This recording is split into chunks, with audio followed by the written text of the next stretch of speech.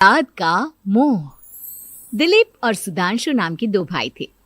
दिलीप की शादी कावेरी के साथ हुई और सुधांशु की शादी माया के साथ।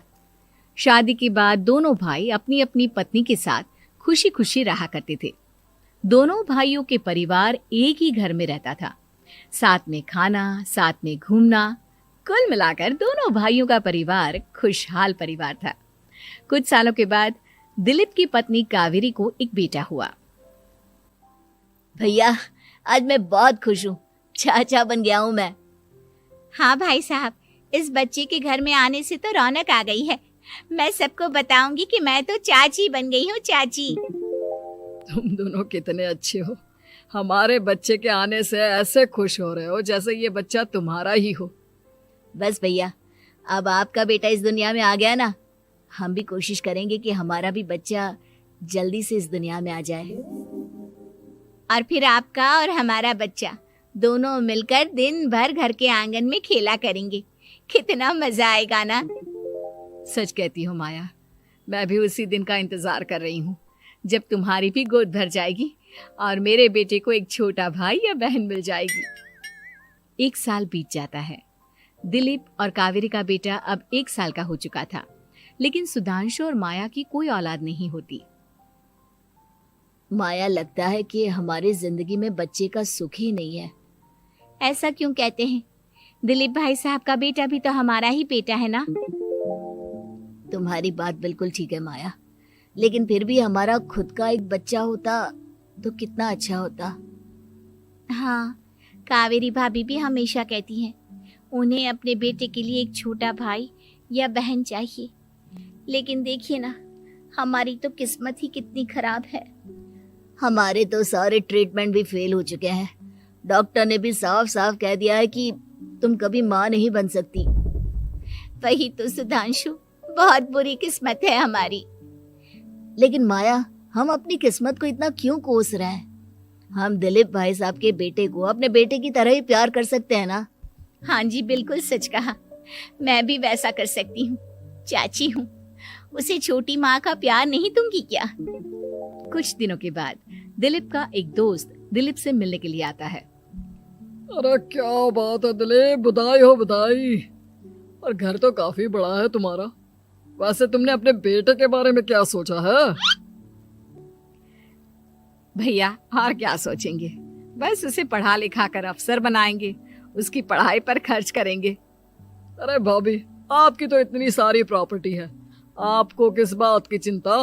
ले देकर एक बेटा ही तो है। अरे नहीं दोस्त, तुम गलत समझ रहे हो। इस घर में मैं और मेरा छोटा भाई दोनों रहते हैं। इस घर का आधा हिस्सा मेरे छोटे भाई का है। अच्छा, कितने बच्चे हैं तुम्हारे छोटे भाई के? भैया, उनके साथ ना कुछ प्रॉब्लम है। मेरी देवरानी कभी माँ नहीं बन सकती। अरे फिर किस बात की चिंता?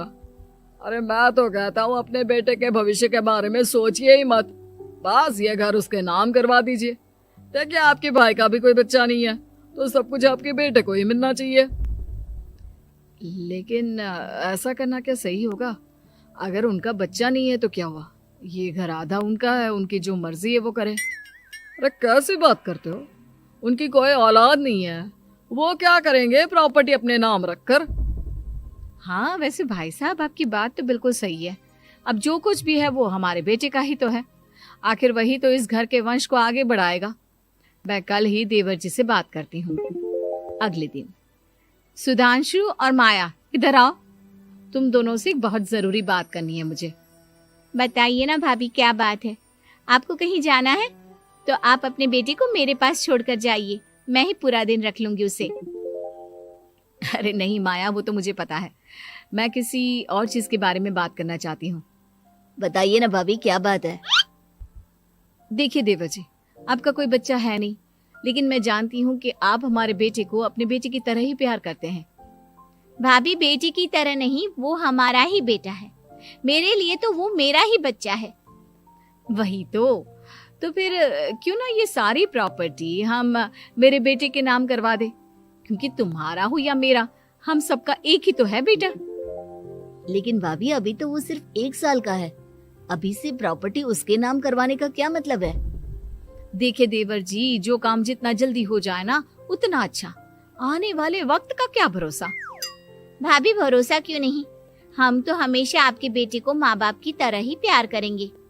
हाँ, लेकिन फिर भी मैं चाहती हूँ कि ये सारी प्रॉपर्टी मेरे बेटे के नाम हो जाए।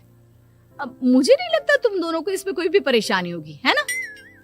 भाभी वैसे तो आप जो कह रही हैं वो बहुत जल्दबाजी है, लेकिन फिर भी अगर आपको ऐसा लगता है तो ठीक है, कल ही प्रॉपर्टी के पेपर बनवा लीजिए, मैं और माया उस पर साइन कर देंगे।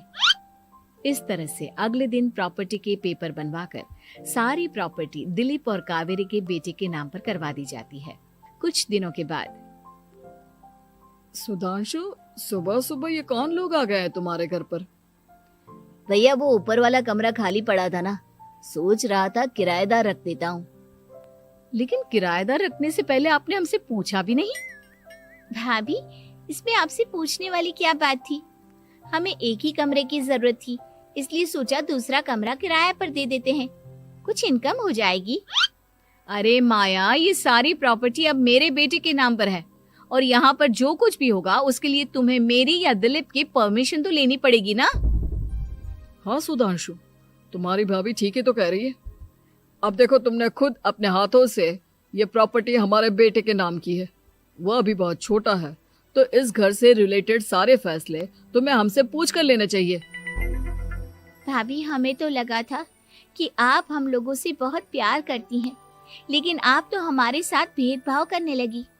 अरे, इसमें भेदभाव करने वाली क्या बात है? और मैंने कौन सा तुमसे कुछ गलत मांग लिया? अरे ले देकर मेरा बेटा इकलौता इस पूरे वंश का वारिस है, सब कुछ उसके नाम है। तुम्हें इस बात से जलन क्यों हो रही है?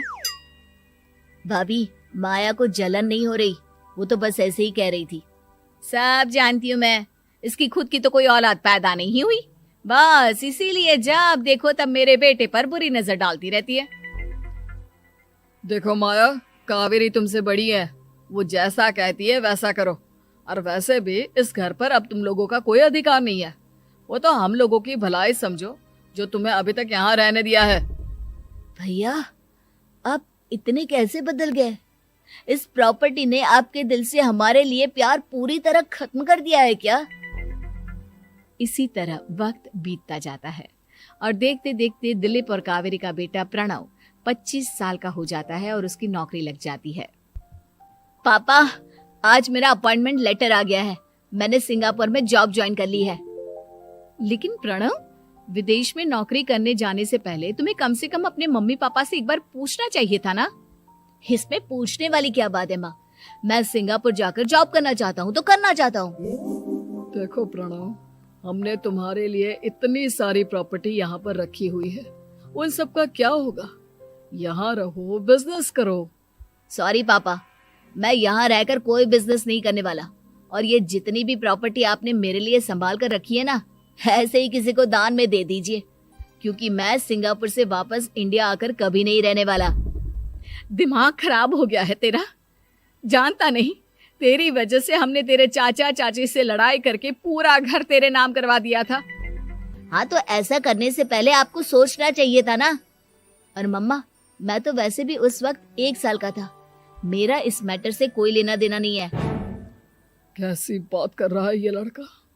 अरे तेरी वजह से अपने छोटे भाई से दुश्मनी लेकर बैठा हूं मैंने तो उसे घर से भी निकाल दिया। जानता नहीं तू, बाजू वाले घर में एक छोटा सा कमरा किराए पर लेकर रहते हैं तेरे चाचा चाची, और ये सब मैंने तेरे लिए किया। देखिए पापा, आपने जो कुछ भी किया अपने लिए किया। मैंने आपसे कब कहा था कि मुझे ये प्रॉपर्टी और घर चाहिए? और वैसे भी अपने भाई के साथ इस तरह का बिहेव करके आपने कोई अच्छा काम तो किया नहीं। तू सही कह रहा है बेटा, हमने तेरे चक्कर में अपने छोटे भाई जैसे देवर और बहन जैसी देवरानी को इस घर से निकाल दिया। बहुत बड़ी गलती हो गई मुझसे। ठीक है मॉम, तो अब आप अपनी गलती सुधारो, लेकिन मुझे तो फॉरेन जाना है, मैं वहीं जाऊंगा। अब आगे क्या करना है ये आपका डिसीजन है। और प्रणव सिंगापुर जॉब करने के लिए चला जाता है। कुछ दिनों के बाद जब दिलीप और कावेरी को अपनी गलती का एहसास होता है तो वो सुधांशु के घर पहुंचती है। सुधांशु, माया, हमें माफ कर दो, हमसे बहुत बड़ी गलती हो गई। क्या हुआ भाभी? आज इतने सालों के बाद आप हम गरीब लोगों के घर क्या करने आई हैं? भाभी, हमने तो खुशी खुशी अपने भतीजे को सब कुछ दे दिया, अब हमारे पास कुछ भी नहीं बचा है। भाई मुझसे बहुत बड़ी गलती हो गई, जो तेरे जैसे भाई को मैंने प्रॉपर्टी के चक्कर में घर से निकाला, और जिसके लिए मैंने ये सब कुछ किया वो खुद ही विदेश चला गया। भैया भाभी, जिस बेटे के लिए आपने हम लोगों को इतनी तकलीफ दी, आपस के प्यार को बिगाड़ा, जब वही आपसे दूर चला गया तो आपको इस बात का एहसास हुआ। लेकिन माफ कीजिए, अब हम आपके साथ रहने के लिए उस घर में नहीं आ सकते। नहीं नहीं माया, ऐसा मत कहो, मुझसे बहुत बड़ी गलती हो गई, प्लीज वापस चलो, मैं वो घर फिर से तुम्हारे नाम कर देती हूँ। भाभी, मैं उस घर का क्या करूंगी? किसके लिए? मेरा कोई बच्चा नहीं, मैं तो बस जिंदगी भर आप लोगों के साथ प्यार से रहना चाहती थी, प्रणव को अपने बेटे की तरह प्यार करना चाहती थी, लेकिन आपने मुझसे वो अधिकार छीन लिया। भाभी और भैया, एक सवाल पूछना चाहता हूँ आप लोगों से। जो बच्चा कुछ ही दिन पहले दुनिया में आया हो, जिस बच्चे के भविष्य का आपको पता ही ना हो, उसके लिए अपने पुराने रिश्तों को तोड़ देना, अपने सगे रिश्तेदारों से दुश्मनी मोल लेना, उनके साथ झगड़ा करना, उनकी बेइज्जती करना, क्या ये सही है? कम से कम हमें सही वक्त का इंतजार तो करना चाहिए ना। सिर्फ प्रॉपर्टी के लिए अपने सगे भाई को घर से निकाल दिया, वो भी अपने 1 साल के बेटे के लिए। क्या ये वाकई में सही था? जवाब दीजिए मेरी बात का।